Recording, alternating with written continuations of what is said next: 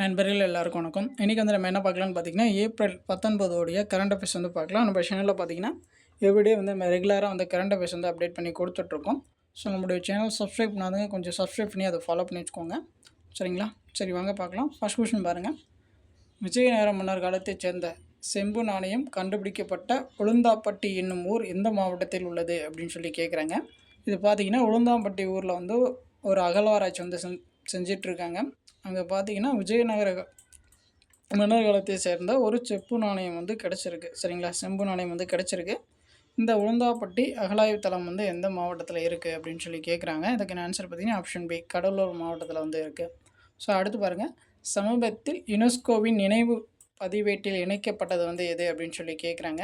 So யுனெஸ்கோவுடைய நினைவு சின்னங்கள் இருக்கு இல்லையா, ஸோ அதில் வந்து என்ன இணைச்சிருக்காங்க அப்படின்னு சொல்லி கேட்குறாங்க.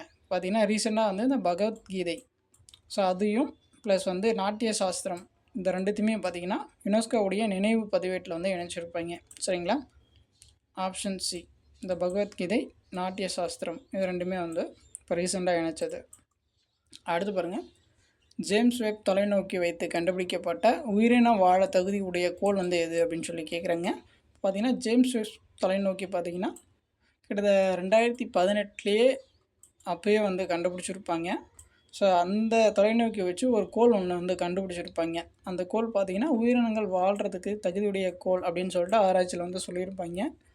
அந்த கோளுடைய பேர் வந்து எது அப்படின்னு சொல்லி கேட்குறாங்க. அதுக்கான ஆன்சர் பார்த்திங்கன்னா ஆப்ஷன் ஏ, K2-18b.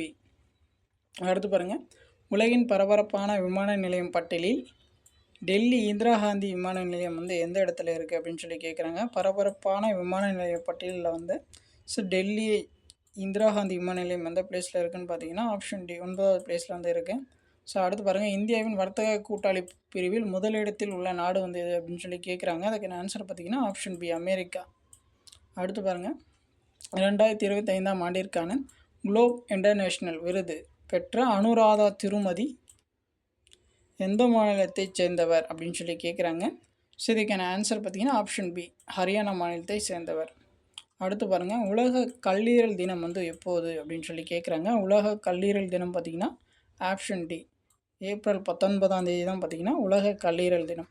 ஸோ அவ்வளோதான், இன்றைக்கான கரண்ட் அஃபேர்ஸ் வந்து பார்த்தாச்சு. உங்களுக்கு வேறு ஏதாச்சும் டவுட் இருந்துச்சுன்னா நீங்கள் வந்து கமெண்ட் பண்ணுங்கள்.